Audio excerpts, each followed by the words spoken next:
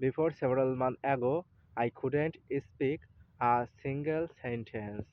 But if I say now, I am capable to speak in English fluently without hesitation because I had a dream to become a fluent English speaker.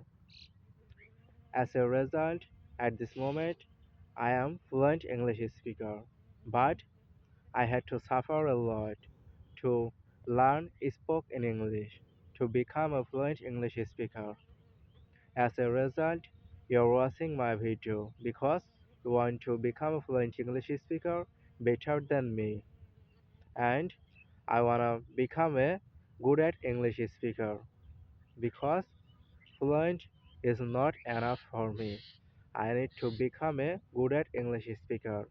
So if you want to learn spoken English, start now and keep running behind your dream.